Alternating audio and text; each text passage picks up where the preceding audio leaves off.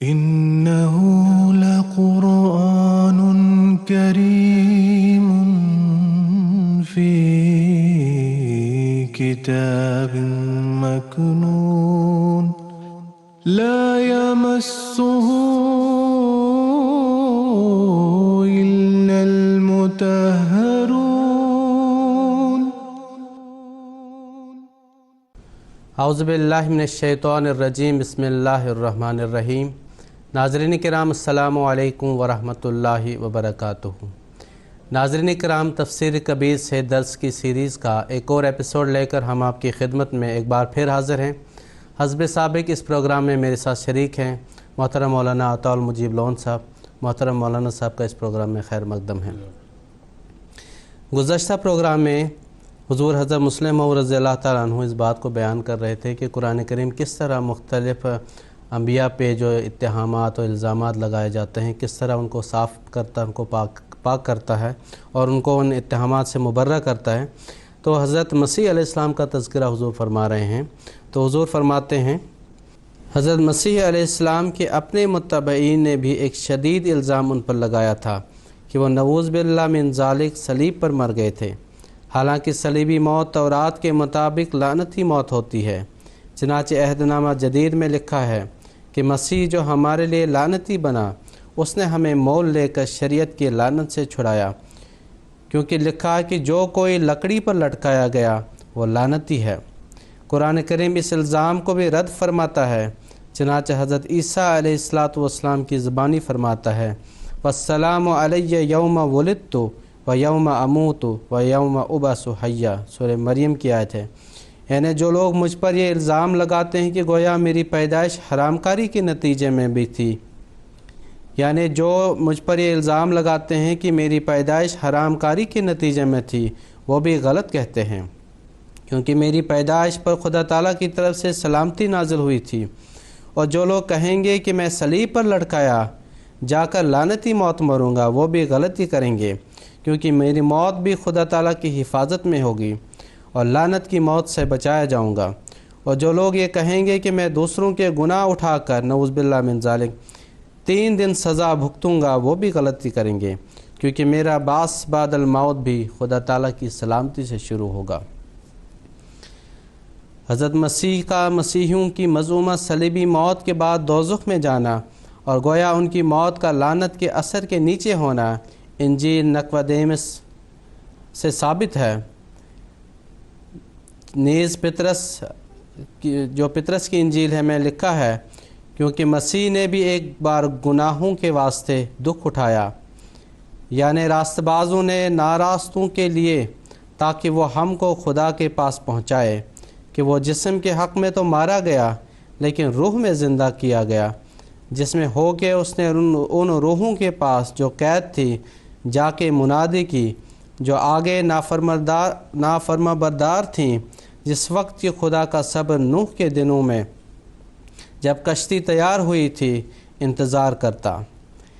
Bible کی تفسیر میں جو میتھیو پول کی تصنیف شدہ ہے، قید سے مراد دوزخ لیا گیا ہے۔ 5واں ستون مذہب کا خود انسان کا وجود ہے، کیونکہ وہ محبت وحی ہے۔ اس ستون کو بھی بعض مذاہب نے گرانے کی کوشش کی ہے۔ مثلا مسیحی مذہب کہتا ہے کہ انسانی روح آدم علیہ السلام کے گناہ کی وجہ سے گنہگار ہو گئی ہے اور انسان طبعاً میلان گناہ رکھتا ہے۔ رومیو باب 5 میں لکھا ہے بس جس طرح ایک آدمی کے سبب سے گناہ دنیا میں آیا اور گناہ کے سبب سے موت آئی، اور یوں موت سب آدمی میں پھیل گئی، اس لیے سب نے گناہ کیا۔ اور ہندو مذہب بھی ظاہر کرتا ہے کہ گویا انسان تمام کوششوں کے باوجود پاک نہیں ہو سکتا اور بار بار جرموں میں ڈالا جاتا ہے۔ ستیارتھ پرکاش۔ قرآن کریم نے ان مذاہب کے برخلاف انسانی فطرت کی برات کی اور وہ فرماتا ہے وَنَفْسٍ وَمَا سَوَّاهَا فَأَلْهَمَهَا فُجُورَهَا وَتَقْوَاهَا قَدْ أَفْلَحَ مَنْ زَكَّاهَا وَقَدْ خَابَ مَنْ دَسَّاهَا۔ سورہ شمس۔ یعنی ہم نفس انسانی کو بطور شہادت کے پیش کرتے ہیں کہ اسے ہم نے سب عیوب سے پاک پیدا کیا ہے، اس کی فطرت میں نیکی اور بدی کے پہچاننے کی طاقت رکھی ہے۔ چنانچہ جو شخص اپنی روح کو بیرونی ملونیوں سے پاک رکھتا ہے وہ کامیاب ہو جاتا ہے، اور جو شخص اس کی جبلی پاکیزگی کو دنیاوی آلائشوں سے گدلا کر دیتا ہے اسے اس کے اعلیٰ مقام سے نیچے گرا دیتا ہے، وہ ناکام ہو جاتا ہے۔ یعنی انسانی روح اصل میں پاکیزگی لے کر آتی ہے اور بعد میں لوگ اسے گندا کر دیتے ہیں۔ یہ نہیں کہ آدم یا کسی اور کے گناہ کی وجہ سے وہ ناپاک ہو گئی ہے۔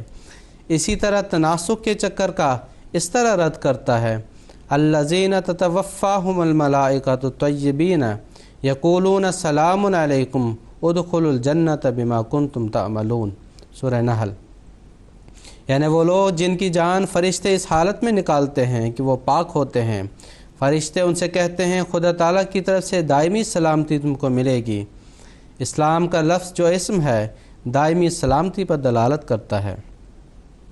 جاؤ اور اپنے اعمال کی وجہ سے خدا تعالیٰ کی جنت میں داخل ہو جاؤ۔ اسی طرح فرماتا ہے کہ وَأَمَّا الَّذِينَ سُعِدُوا فَفِي الْجَنَّةِ خَالِدِينَ فِيهَا مَا دَامَتِ السَّمَاوَاتُ وَالْأَرْضُ إِلَّا مَا شَاءَ رَبُّكَ عَطَاءً غَيْرَ مَجْزُوزٍ، سورہ ہود۔ یعنی جو لوگ سعید اور نیک ہوں گے وہ جنت میں جائیں گے، اس میں جنت کے آسمان زمین کے قیام تک اللہ تعالیٰ کی مرضی کے تابع رہتے چلے جائیں گے۔ پھر فرماتا ہے کہ اللہ تعالیٰ نے اپنی مشیت کا فیصلہ کر دیا ہے، اور وہ یہ ہے کہ وہ ان کو کبھی جنت سے نہیں نکالے گا اور ان کو ایسا انعام بخشے گا کہ وہ کبھی بند نہ ہوگا۔ اس آیت سے فطرت انسانی کے اس حق کو بھی جو دائمی نجات کے متعلق ہے اور جس سے آریہ صاحبان نے تناسخ کے عقیدے سے باطل کر دیا تھا، قائم کر دیا گیا ہے۔ آگے حضور رضی اللہ تعالیٰ عنہ نے خلاصہ کے طور پر یہ ساری باتوں کو پھر بیان فرمایا کہ جو بھی تہمت مذہب کے اہم امور یعنی اللہ تعالیٰ پر، ملائکہ پر، کلام الہی پر اور پھر فطرت انسانی پر اور انبیاء پر جو تہمت مذاہب کی طرف سے یا فلاسفروں کی طرف سے لگائی جاتی تھیں، اسلام نے ان کو بالکل صاف کیا ہے اور بالکل پاک کیا ہے۔ چنانچہ حضور فرماتے ہیں خلاصہ یہ کہ تمام اہم امور جو مذہب سے تعلق رکھتے ہیں ان کے متعلق جو تہمتیں مختلف مذاہب کے پیرووں یا فلاسفروں نے لگائی تھیں، اسلام نے ان کو دور کیا ہے، اور ہر ایک تہمت سے خدا تعالیٰ کو، ملائکہ کو، کلام الہی کو، انبیاء کو اور فطرت انسانی کو بری کیا ہے۔ اور یہ ایسی خوبی ہے جو کسی کتاب میں اس کی موجودہ حالت میں نہیں پائی جاتی، اور صرف قرآن کریم ہی ہے جو سب تہمتوں سے ان مبارک وجودوں اور اصولوں کو پاک کرتا ہے جو مذہب کے لیے بمنزلہ ستون کے ہیں۔ اور یہ ایسا امر ہے کہ اگر قرآن کریم اس کے سوا اور کوئی کام بھی نہ کرتا تو صرف یہی کام دوسرے ادیان کی موجودگی کے باوجود اس کی ضرورت کو ثابت کرنے کے لیے کافی تھا۔ پھر حضور آگے فرماتے ہیں ظاہر ہے کہ جس کے دل میں خدا تعالیٰ کی نسبت بدظنی ہوگی اور وہ اس کی طاقتوں کے بارے میں شک میں ہوگا، وہ اس سے کامل تعلق پیدا کر کے اس کی بے پایہ رحمت سے فائدہ نہیں اٹھا سکے گا، اور جو ملائکہ کی نسبت بدظن ہوگا وہ ملائکہ سے تعلق جوڑ کر ان کی پاکیزہ تحریکوں سے فائدہ نہ اٹھا سکے گا، اور جو انبیاء سے یا ان میں سے کسی سے بدظن ہوگا وہ ان کے اعلیٰ نمونہ سے فائدہ نہ اٹھا سکے گا، اور جو کلام الہی کے متعلق شبہ میں ہوگا وہ اس کی پاک کرنے والی تاثیرات سے محروم رہے گا، اور جو انسانی فطرت سے بدظن ہوگا وہ اپنے نفس کو پاک کرنے کی جد و جہد اس عزم اور ارادہ سے محروم رہے گا جو پاکیزگی کے حصول کے لیے ضروری ہے۔ بس لا ریب فیہ کے مطابق تعلیم دے کر قرآن کریم نے انسان کو نیکی کے سرچشموں سے فائدہ اٹھانے، نیک نمونوں کو خضر راہ بنانے اور نہ ٹوٹنے والی امید کو اپنے دل میں جگہ دینے کی ایک ایسی راہ کھول دی ہے جو اس کی نجات کی ضامن اور اس کی کامیابی کی کفیل ہو جاتی ہے۔ جیسا کہ بتایا جا چکا ہے ریبن کے دوسرے معنی شک کے ہیں، پس لا ریب فیہ کے یہ معنی بھی ہیں کہ قرآن کریم کی صداقت کا ایک مزید ثبوت اور اس کی ضرورت حقہ کا ایک زبردست گواہ یہ ہے کہ اس میں کسی قسم کا شک نہیں۔ جو لوگ عربی زبان سے ناواقف ہونے کے باوجود قرآن کریم پر اعتراض کرنے میں جلدی کرتے ہیں، انہوں نے اس جملہ کے صرف یہی معنی کیے ہیں اور پھر اس پر یہ اعتراض کیا ہے کہ قرآن کریم نے یہ دعویٰ کر کے کہ اس میں کوئی شک نہیں، گویا خود اپنے مشکوک ہونے کا اعتراف کیا ہے، کیونکہ جب دل میں چور نہ ہو تو انسان کو یہ خیال ہی نہیں ہو سکتا کہ لوگ مجھ پر جھوٹا ہونے کا الزام لگائیں گے۔ اس اعتراض کا جواب یہ ہے، جو یہ اعتراض کھڑا کیا گیا ہے، بعض مشرکین بھی یہ اعتراض اٹھاتے ہیں، اس کا جواب دیتے ہوئے حضور رضی اللہ تعالیٰ عنہ فرماتے ہیں، اس اعتراض کا جواب یہ ہے کہ اس نادان معترض کو یہ بھی معلوم نہیں کہ سورہ بقرہ رسول کریم صلی اللہ علیہ وسلم کی ابتدائی وحی نہیں ہے کہ یہ سمجھا جائے کہ اپنے دل کے خدشہ کی وجہ سے شک کی نفی کی گئی ہے، بلکہ یہ صورت تو مدینہ منورہ میں نازل ہوئی ہے، جبکہ قرآن کریم کو نازل ہوتے ہوتے 13 سال سے زائد گزر چکے تھے، اور اس عرصہ میں کفار ہزاروں شبہات قرآن کریم کے بارے میں پیش کر چکے تھے۔ پس اس قدر عرصہ تک دشمنوں کے اعتراضات لینے کے بعد بھی اگر قرآن کریم کا حق نہیں کہ وہ یہ کہے کہ اس میں کوئی شک کی بات نہیں، تو اس کے یہ معنی ہوں گے کہ جو سچا ہو اسے کبھی یہ نہیں کہنا چاہیے کہ وہ سچا ہے، ورنہ اس کی سچائی میں شک پڑ جائے گا۔ یہ دعویٰ بالبداہت باطل ہے اور کبھی کسی عقل مند نے اسے قبول نہیں کیا، نہ کبھی کسی صادق نے اس پر عمل کیا ہے، اور یہ نقطہ صرف رومن قرآن کے مصنف کے ہی ذہن میں آیا ہے، اور ریون ویری ہی ایک ایسے شخص ہیں جن کو اس خلاف عقل دعویٰ کی تصدیق کی توفیق ملی ہے۔ حضور فرماتے ہیں مگر افسوس ہے کہ ان دونوں پادریوں کو خود اپنی مذہبی کتب پر غور سے مطالعہ کرنے کا کبھی موقع نہیں ملا۔ اگر وہ اپنی مذہبی کتب کا غور سے مطالعہ کرتے تو انہیں معلوم ہوتا کہ وہ یہ اعتراض قرآن کریم کی صداقت کے خلاف نہیں کر رہے، بلکہ خود اپنی کتب کے خلاف کر رہے ہیں۔ چنانچہ مندرجہ ذیل حوالے، جو بہت سے حوالوں میں سے چند ہیں، ثابت کرتے ہیں کہ بالکل اس قسم کے محاورات بائبل میں بھی استعمال ہوئے ہیں۔ چنانچہ چند مثالیں حضور نے بیان فرمائی۔ امثال کی مثال حضور نے دی جس میں لکھا ہے، میرے منہ کی ساری باتیں صداقت سے ہیں، ان میں کچھ ٹیڑھا ترچھا نہیں۔ پھر یسیہ کا حوالہ دیا حضور نے کہ میں خداوند سچ کہتا ہوں اور راستی کی باتیں فرماتا ہوں۔ پھر تمتاؤس کا حوالہ دیا حضور نے کہ یہ بات سچ اور کمال قبولیت کے لائق ہے۔ پھر ایک اور حوالہ دیا حضور نے، یہ بات سچ ہے، اور ایک اور حوالہ یوں بیان کیا کہ یہ باتیں سچ اور برحق ہیں۔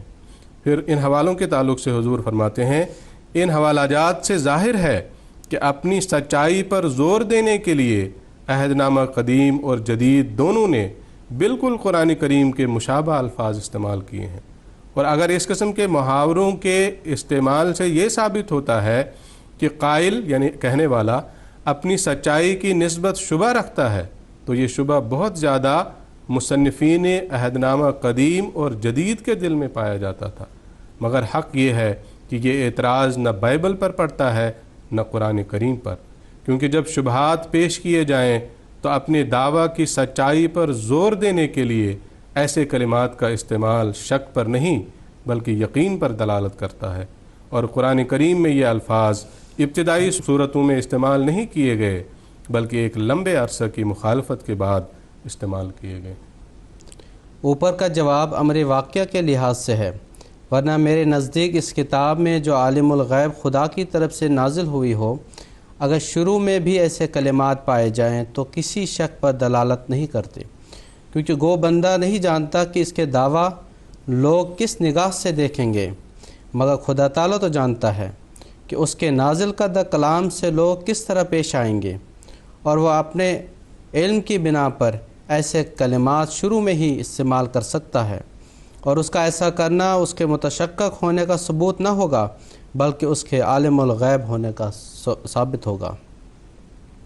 اوپر کے جوابات اس امر کو تسلیم کر کے دیے گئے ہیں کہ لا ریب فیہ کا فقرہ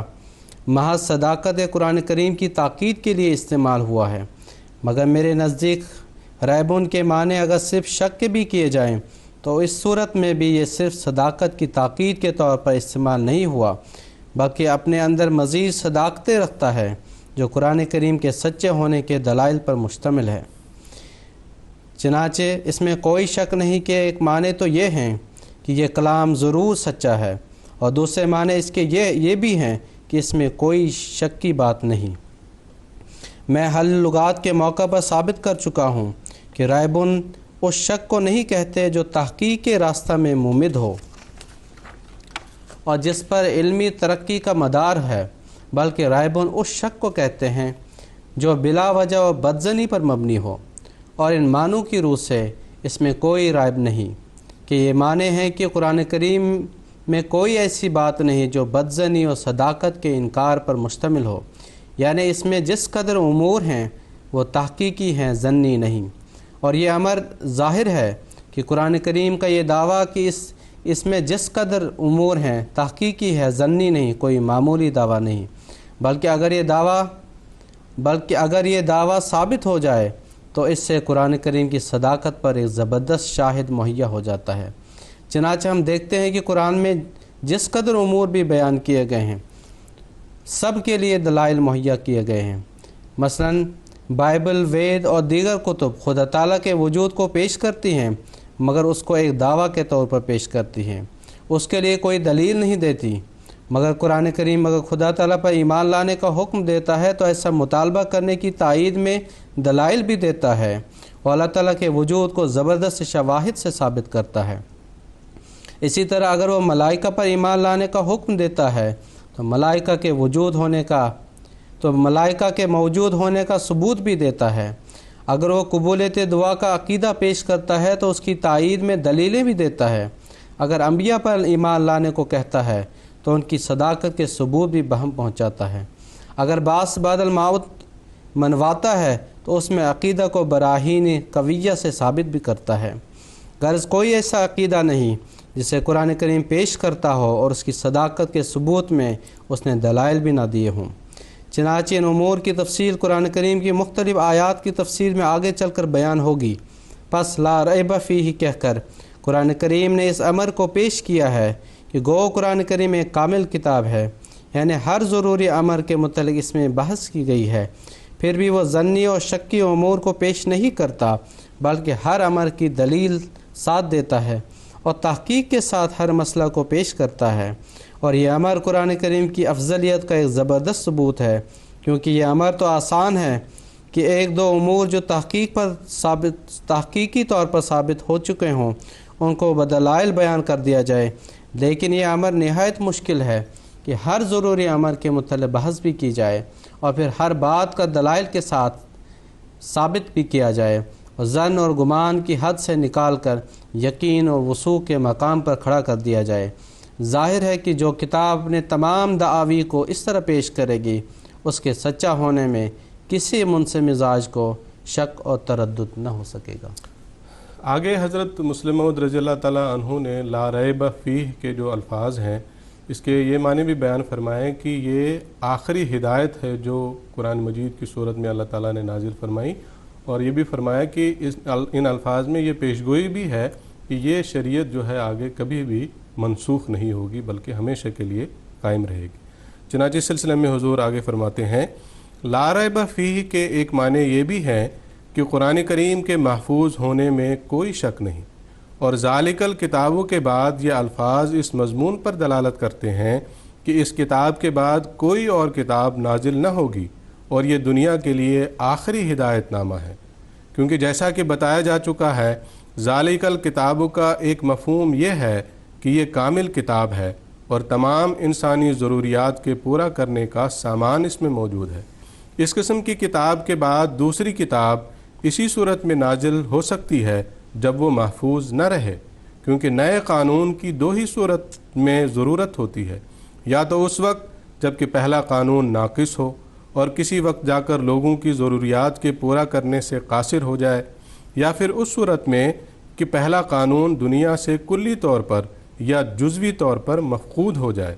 اور اسے دوبارہ تازہ کرنے کی ضرورت ہو۔ سو ذالک الکتابوں کے بعد لا ریب فیہ فرما کر یہ بتایا کہ یہ کامل کتاب ہمیشہ زمانہ کی دست برد سے محفوظ رہے گی، اور کوئی زمانہ ایسا نہ آئے گا کہ اس کے بارے میں یہ شک کیا جا سکے کہ آیا اس کے الفاظ وہی ہیں جو کسی وقت میں خدا تعالیٰ کی طرف سے نازل ہوئے تھے، یا ان میں کوئی تغیر تبدل ہو گیا ہے۔ اور چونکہ ایسا زمانہ اس پر کوئی نہ آئے گا، یہ کتاب منسوخ نہ ہوگی، اور آئندہ سب زمانوں میں اسی کے مطابق لوگوں کو روحانی زندگی بسر کرنی پڑے گی۔ یہ مفہوم بھی قرآن کریم کی ایک زبردست خوبی پر دلالت کرتا ہے اور آج بھی جبکہ قرآن کریم کے نزول پر 1300 سال سے زائد عرصہ گزر چکا ہے، دوست تو الگ رہے، دشمن بھی اس کے محفوظ ہونے کی شہادت دیتے ہیں، اور قرآن کریم اندرونی اور بیرونی شواہد بھی ایسے رکھتا ہے جو اس کے محفوظ ہونے پر گواہ ہیں۔ چنانچہ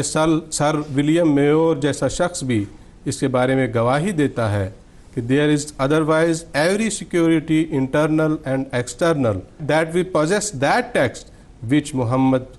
himself gave forth and used۔ یعنی ہمارے پاس ہر ایک قسم کی ضمانت موجود ہے، اندرونی شہادت کی بھی اور بیرونی کی بھی، کہ یہ کتاب جو ہمارے پاس ہے وہی ہے جو خود محمد صلی اللہ علیہ وسلم نے دنیا کے سامنے پیش کی تھی اور اس نے استعمال کیا تھا۔ لائف آف محمد۔ قرآن کریم کی یہ فضیلت ایسی ہے جو دوسری کتب کے مقابلہ پر اس کی ضرورت کو روز روشن کی طرح ثابت کر دیتی ہے، کیونکہ جس کلام کے محفوظ ہونے میں شک پڑ جائے اس پر عمل کرنے کے لیے انشراح صدر پیدا نہیں ہوتا، اور مذہب کے لیے کامل انشراح کا ہونا ضروری ہے۔ بے شک قرآن کریم کے وقت میں عہد نامہ قدیم موجود تھا، عہد نامہ جدید موجود تھا، وید موجود تھے، تند اور اس کی شرح اوسطا موجود تھی، مگر ان میں سے ایک کتاب بھی تو نہ تھی جو اس طرح محفوظ ہو جس طرح کی وہ نازل ہوئی تھی۔ تند اوسطا کے متعلق تو خود پارسی بھی مقر ہیں، یعنی اقرار کرتے ہیں کہ اس کے بہت سے حصے ضائع ہو چکے ہیں، اور موجودہ تند ایسی نامکمل صورت میں ہے کہ اس کے غیر محفوظ ہونے میں کوئی شک ہی نہیں ہو سکتا۔ چنانچہ encyclopaedia of religion and ethics میں لکھا ہے کہ شاہ استاسپ نے جو زرتشت مذہب کا سرپرست تھا، اوسطا کے 2 نسخے سنہری حروف میں لکھوا کر استخرا اور سمرقند میں رکھوائے ہوئے تھے، لیکن 330 قبل مسیح سکندر کے حملہ کے دوران میں وہ دونوں نسخے تباہ کر دیے گئے، اور اسکندر اعظم کی طاقت و تاراج نے زرتشتی مذہب کی طاقت کو توڑ دیا، اور ان 5 صدیوں میں اس کے بعد ان 5 صدیوں کے بعد جو اس کے بعد آئیں، سیلیسیڈ اور پارتھین کا عہد حکومت زرتشتی مذہب کی تاریخ میں تاریکی اور پستی کا زمانہ ہے، جس کے نتیجہ میں اصل مذہبی کتابوں کا بہت بڑا حصہ ضائع ہو گیا۔ باوجود اس غفلت کے جو اس کے نتیجے میں پیدا ہوئی، مذہبی کتب کے معتدب حصہ متفرق کتابوں میں اور علماء کے حافظہ میں یاد رہے۔ وید بھی غیر محفوظ ہیں، حضور فرماتے ہیں وید بھی غیر محفوظ ہیں، ان کے مختلف نسخے آپس میں اس قدر اختلاف رکھتے ہیں کہ ان کے متغیر ہونے کی ایک کھلی دلیل ہیں، حتیٰ کہ منتروں کے منتر بعض نسخوں میں موجود ہیں اور بعض میں نہیں، اور بعض میں عبارت کسی طرح ہے اور بعض میں کسی طرح ہے۔ چنانچہ زمانہ قدیم کے ہندو علماء میں سے ایک عالم نے آج سے کئی صدیاں قبل وید کے محرف ہونے کے متعلق ان الفاظ میں گواہی دی کہ وید بیاس نے تو دوابر یگ میں 4 ویدوں کا ذکر کیا ہے، لیکن رشیوں کی اولاد نے علم کی خامی کی وجہ سے ویدوں کو ایک دوسرے سے مختلف بنا دیا، کہیں منتروں کے ساتھ برہمن بھاگ تفسیری حصہ شامل کر دیا، اور کہیں اعراب اور الفاظ کے فرق سے رگ، یجر اور سام وید کو کئی طرح کا بنا دیا۔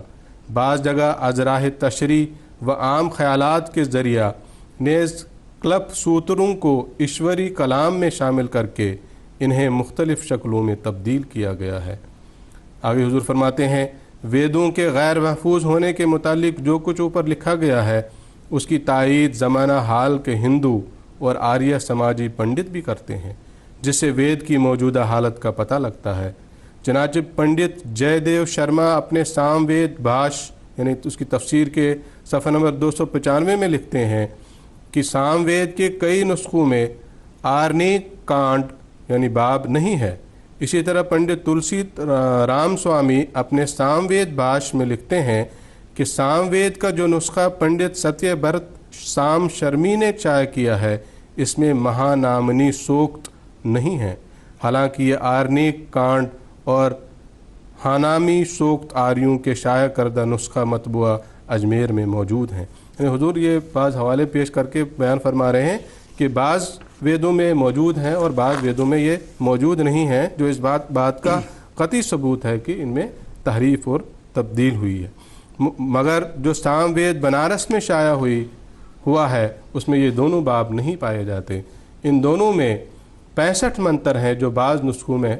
हैं और बाज़ में नहीं। यही हालत ऋग्वेद, यजुर्वेद और अथर्ववेद की है। चनांचे अथर्ववेद की तहरीफ के मुतालिक पंडित वेदक मुनि ने तो यहाँ तक लिख दिया है कि हकीकत में जितनी बुरी हालत अथर्ववेद की हुई है इतनी और इसी वेद की नहीं हुई। साइन आचार्य के बाद भी कई सूक्त यानी बाब इसमें शामिल किए गए हैं। तो इस तरह मुख्तलिफ मिसालें देकर हुजूर रज़ियल्लाहु ताला अन्हु ने इस बात को साबित किया है यहाँ पर कि किस तरह इन मजहबी किताबों में तहरीफ हुई है और वो बदल गई हैं, लेकिन अल्लाह ताला के फ़ज़ल से कुरान मजीद अब भी अपनी असल हालत में मौजूद है। ये आगे हुजूर तौरात के गैर महफूज होने के बारे में कुछ दलाइल दे रहे हैं। हुजूर फरमाते हैं तौरात भी अपने गैर महफूज होने पर शाहिद है। मसलन तौरात में जो हज़रत मूसा की किताब में लिखा है, सो खुदावन का बंदा मूसा खुदावन के हुक्म के मुवाफिक मुआब की सरज़मीन में मर गया और उसने उसे मुआब की एक दूसरी वादी में बैत फगूर के मुकाबिल गाड़ा, पर आज के दिन तक कोई उसकी कब्र को नहीं जानता इस्तिस्ना। फिर आगे लिखा है अब तक बनी इसराइल में मूसा की मानंद कोई नबी नहीं उठा जिससे खुदावन आमने सामने आशनाई करता। हुजूर फरमाते हैं अब हर शख्स समझ सकता है कि मूसा पर यह कलाम नाज़िल नहीं हो सकता था कि फिर मूसा मर गया और अब तक उस जैसा शख्स कोई पैदा नहीं हुआ। ज़रूर है कि ये फ़िक्रा तौरात में मूसा की वफ़ात के लंबे अरसा बाद बढ़ाया गया हो। वाज़ह इल्हाकी इबारतों के अलावा बाइबल में ऐसे इख्तिलाफ़ात भी पाए जाते हैं जिनकी मौजूदगी में किसी सूरत में भी ये नहीं कहा जा सकता कि ये किताब इस शक्ल में मौजूद है जिस शक्ल में हज़रत मूसा अलैहिस्सलातु वस्सलाम पर नाजिल हुई, क्योंकि खुदा ताला के कलाम में इख्तिलाफ़ नहीं हो सकता। मिसाल के तौर पर चंद इख्तिलाफ़ात ज़ैल में दर्ज किए जाते हैं। हुज़ूर लिखते हैं पैदाइश बाब में लिखा है कि अल्लाह ताला ने पहले हशरातुल अर्ज़ और जंगली जानवर पैदा किए और उसके बाद इंसान को पैदा किया, लेकिन पैदाइश के दूसरे बाब में लिखा है कि आदम की पैदाइश के बाद जानवर और आसमान के परिंदों को बनाया गया। आयत 19। इसी तरह हज़रत नूह अलैहिस्सलाम के मुतालिक पैदाइश बाब 7 में लिखा है खुदा ताला ने हज़रत नूह अलैहिस्सलाम को कहा सब पाक जानवरों में से 7 नर और उसके मादे अपनी कश्ती में रख ले, और नूह ने ऐसा ही किया। लेकिन इसी बाब की 8 और 9 आयत में लिखा है कि पाक चारपाइयों में से 2 नर और मादे नूह की कश्ती में दाखिल हुए, जैसे कि खुदा ने फरमाया था। गोया एक ही जगह पर 2-3 आयतों के फ़र्क पर इस कदर इख्तिलाफ पैदा हो गया। 2-3 आयतों पहले तो कहा गया था कि खुदा ताला ने 7 जानवरों को रखने का हुक्म दिया था और नूह ने 7 जानवर ही रखे, लेकिन 2-3 आयतों बाद ये कहा गया कि खुदा ने 2 जानवर रखने का हुक्म दिया था और नूह अलैहिस्सलाम ने 2 जानवर ही रखे। इस किस्म के 20 इख्तिलाफ़ात तौरात में पाए जाते हैं, जिससे साफ तौर पर मालूम होता है कि ये किताब इस शक्ल में मौजूद नहीं जिस शक्ल में कि मूसा अलैहिस्सलाम पर नाजिल हुई थी, और न ऐसे सरी इख्तिलाफ़ात पाए न जाते। अनाजील की भी यही हालत है। अव्वल तो इस अमर का कोई सबूत ही नहीं है कि कौन सी इंजील इल्हामी है और कौन सी अनाजील नहीं। इसमें से बिला किसी दलील के महज कुरा डालकर 4 इंजीलों का इंतखाब कर लिया गया है और ये फ़ैसला कर दिया गया है कि ये ज़्यादा मोतबर हैं। फिर जो 4 इंजीलें मुंतखब करके बुनियादी कुतुब करार दी गई हैं, इनमें भी मसीह का कलाम बहुत थोड़ा है और खुदा ताला का कलाम तो इसमें कोई है ही नहीं। हाँ, मसीह की ज़ुबानी चंद फ़िक़रात खुदा ताला की तरफ मंसूब मिलते हैं। बस हकीकतन खुदा ताला का इल्हाम खा इसके अल्फाज में हो या मसीह के अल्फाज में अनाजील में बहुत कम है। हाँ, तारीख़ी वाक़यात पर यह किताब मुश्तमिल है जो किसी सूरत में इल्हाम नहीं कहला सकते, बल्कि सिर्फ बाज़ मौरिख़ों का नुक्ता-ए निगाह है। मगर इसी पर बस नहीं, इन अनाजील में भी जो अहदनामा जदीद में शामिल की गई हैं शदीद इख्तिलाफ़ है। नंबर 2, उसके मुतालिक ज़मानों के तर्जुमों में भी बाहम शदीद इख्तिलाफ़ है। इसके आगे हुज़ूर रज़ियल्लाहु ताला अन्हु ने इन्हीं 2 बातों की वजाहत बयान फरमाई है कि ये जो अनाजील जो हैं इनमें भी इख्तलाफ पाया जाता है और इनके तर्जुमे में भी इख्तलाफ पाया जाता है। इसकी वजाहत करते हुए आगे हुजूर फरमाते हैं, पहले दावा की तायीद में मंदरज झैल मिसालें पेश की जाती हैं। मती बाब 10 में लिखा है कि हज़रत मसीह ने हवारियों को ये नसीहत की कि न सोना न रूपा न तांबा अपने कमर बंदों में रखो, रास्ते के लिए न झोली न 2 कुर्ते न जूतियाँ न लाठी लो। लेकिन मरकज़ बाब 6 में हज़रत मसीह की नसीहत को इन अल्फाज में बयान किया है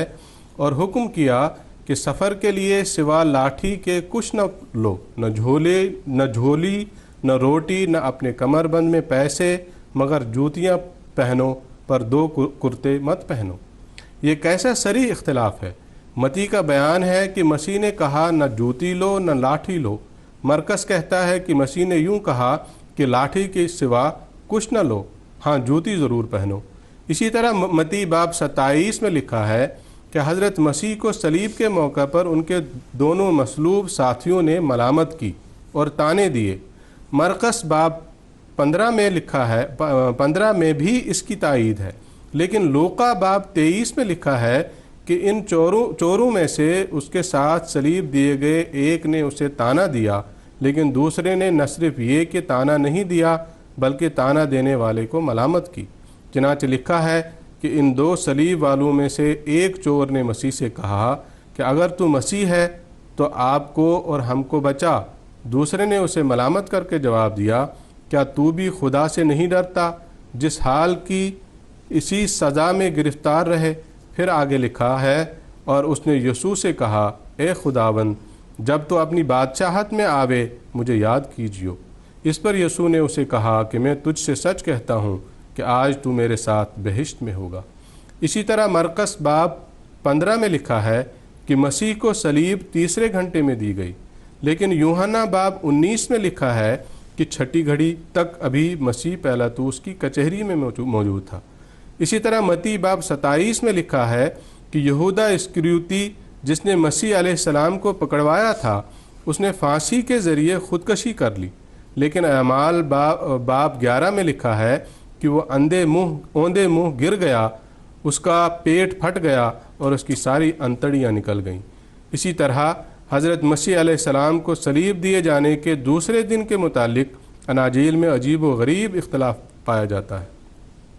यूहन्ना बाब 20 में लिखा है कि हफ्ता के पहले दिन यानी इतवार को मरियम मगदलीनी कब्र पर आई। लेकिन मती बाब 28 में लिखा है कि सब्त के बाद यानी इतवार के दिन पाँव फटने के बाद मरियम मगदलीनी और दूसरी मरियम उसकी कब्र को देखने आईं, यानी कब्र पर आने वाली 2 औरतें थीं। मरकज़ बाब 16 में इससे भी इख्तलाफ किया गया है और बताया गया है कि इतवार के दिन मरियम मगदलीनी, याकूब की माँ मरियम और सलोमी यानी 3 औरतें कब्र पर आईं। लेकिन लूका बाब 24 में कहा गया है कि मरियम मगदलीनी और यूहन्ना और मरियम याकूब की माँ और औरतें साथ थीं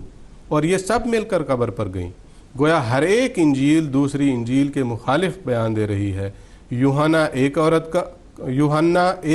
का जाना बयान करता है, मती 2 औरतों का जाना बयान करता है, मरकज़ 3 औरतों का जाना बयान करता है और लूका 3 से ज़्यादा औरतों का जाना बयान करता है। अब ये क्यों कर तस्लीम किया जा सकता है कि ये सब कलाम खुदा ताला का है।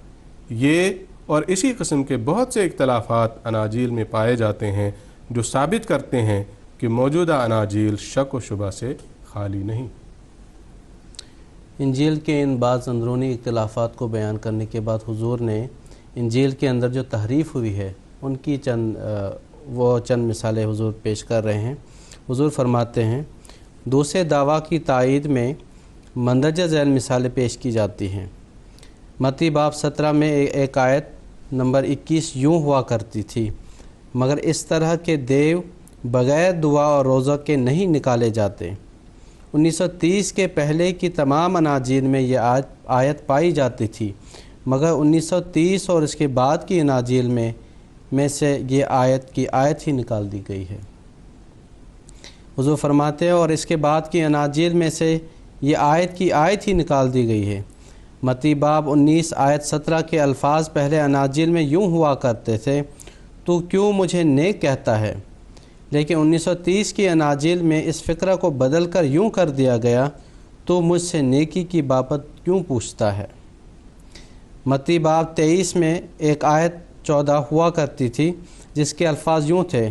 اے ریاکار فقیہو فریسو،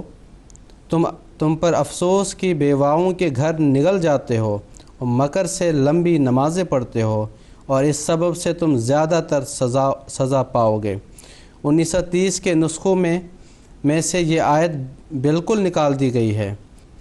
متی باب 27 میں ایک آیت 35 ہوتی تھی جس کے الفاظ یہ تھے: تاکہ جو نبی نے کہا تھا پورا ہو کہ انہوں نے میرے لباس آپس میں بانٹ لیے اور میرے لباس پر چٹھی ڈالی۔ مگر یہ آیت 1930 کے نسخوں میں موجود نہیں۔ یوحنا باب 5 میں ایک آیت 4 ہوتی تھی جس کے الفاظ یہ تھے: کیونکہ ایک فرشتہ بعض وقت اس حوض میں اتر کر اس کے پانی کو ہلاتا تھا، اور پانی کے ہلنے کے بعد جو کوئی کہ پہلے اس میں اترتا کسی بیماری میں گرفتار ہو اس سے چنگا ہو جاتا تھا۔ یہ آیت 1930 اور بعد کی اناجیل میں سے بالکل نکال دی گئی ہے۔ یوحنا باب 7 آیت 35 سے باب 8 آیت تک نسخہ مطبوعہ مرزا پور میں موجود ہے، مگر نسخہ بحروف رومن اردو کے حاشیہ میں لکھا ہے کہ 7ویں باب کی 53 آیت سے لے کر 8ویں باب کی 11ویں آیت تک کی عبارت اکثر قلمی نسخوں میں نہیں پائی جاتی۔ عیسائی علماء کا اپنا اقرار ہے کہ بعض آیتیں جو اناجیل میں درج تھیں وہ در حقیقت اناجیل کا حصہ نہیں تھی، اور پرانے نسخوں کا آپس میں اختلاف کی بعض آیتیں بعض میں پائی جاتی ہیں اور بعض میں نہیں۔ یہ امور اس بات کا صاف اور واضح ثبوت ہیں کہ موجودہ اناجیل شک و شبہ سے پاک نہیں، بلکہ اس بات کا قطعی اور یقینی ثبوت ہے کہ وہ ملاوٹ سے ہرگز محفوظ نہیں، اور خود عیسائیوں کے مسلمات کے روح سے محرف اور مبدل ہیں۔ پس ایسی کتب کی موجودگی کے باوجود خواہ وہ خدا تعالیٰ ہی کی طرف منسوب کی جاتی ہوں، یقیناً ایک ایسی کتاب کی ضرورت تھی جس کا ہر لفظ قطعی اور یقینی ہو، اور جس کی حفاظت کا دشمن اور دوست کو اقرار ہو، اور اس ضرورت کو قرآن کریم نے پورا کیا، اور اس آیت میں اسی مضمون کی طرف اشارہ کیا گیا ہے۔ خلاصہ یہ کہ قرآن کریم کے متعلق یہ اعتراض کرنا کہ پہلی کتب کی موجودگی میں اس کی کیا ضرورت ہے، ایک بے معنی اعتراض تھا، کیونکہ محرف مبدل کتب خود ایک محفوظ کتاب کا مطالبہ کرتی تھی جس پر لوگ اس یقین سے عمل کر سکیں کہ اس کا ایک ایک لفظ خدا تعالیٰ کی طرف سے ہے۔ بس قرآن کریم نے اپنی ضرورت کی تائید میں اپنے کامل ہونے کی دلیل کے ساتھ یہ دلیل بھی پیش کی ہے کہ ایمان کے لیے اس کتاب پر کامل یقین ضروری ہے جس پر عمل کرنے کا حکم دیا جائے، اور قرآن کریم سے پہلے کی سب کتب اپنی موجودہ شکل میں مجروح اور مشکوک ہو چکی ہیں۔ بس ایک ایسی کتاب کی ضرورت پیدا ہو چکی ہے جس کے لفظ کے خدا تعالیٰ کی طرف سے ہونے میں شک نہ ہو۔ بس اس ضرورت کو پورا کرنے کے لیے قرآن کریم کو اللہ تعالیٰ نے نازل کیا تاکہ جو لوگ اس پر عمل کریں، اس یقین کے ساتھ عمل کریں یہ تمام کا تمام محفوظ اور ہر لفظ اس کا اسی طرح ہے جس طرح خدا تعالیٰ نے نازل کیا ہے۔ یہ ایک ایسی دلیل ہے جس کے بعد کوئی شخص قرآن کریم کی ضرورت کا انکار نہیں کر سکتا، اور جس کے بعد پہلی کتب کا موجود ہونا اس کی ضرورت کو باطل نہیں کر سکتا۔ علاوہ ازیں ان الفاظ میں یہ پیشگوئی بھی کر دی گئی کہ یہ کتاب ہمیشہ محفوظ رہے گی اور کبھی بھی انسانی دست و بت کا شکار نہیں ہوگی۔ نمبر 3، ریبن کے ایک معنی ہلاکت اور تباہی کے بھی ہیں۔ ان معنوں کی روح سے لا ریبہ فیہ کہ یہ معنی ہوں گے کہ یہ کتاب نہ صرف سب خوبیوں کی جامع ہیں بلکہ سب نقائص سے پاک ہے، کیونکہ بعض دفعہ ایک نسخہ کسی خاص مرض کے لیے مفید تو ہوتا ہے لیکن اس فائدہ کے ساتھ بعض اور نقصان بھی پہنچا دیتا ہے۔ پس ان الفاظ میں یہ بتایا گیا ہے کہ جو ضرورت بھی انسان کو مذہب کے بارے میں پیدا ہو قرآن کریم اس کو پورا کرتا ہے، اور ساتھ ہی اس میں ایک خوبی بھی ہے کہ اس پر عمل کرنے سے کسی اور جہت سے انسان کی روحانیت کو نقصان بھی نہیں پہنچتا۔ چنانچہ اس بارے میں اللہ تعالیٰ سورۃ طٰہٰ میں فرماتا ہے ما انزلنا علیک القرآن لتشقیٰ، یعنی اس قرآن کریم میں کوئی ایسی بات نہیں جس سے انسان دین یا دنیا میں نقصان اٹھائے، بلکہ اس کے لیے یہ مفید ہے اور بے ضرر بھی ہے۔ اس بارے میں بھی آئندہ تفسیر میں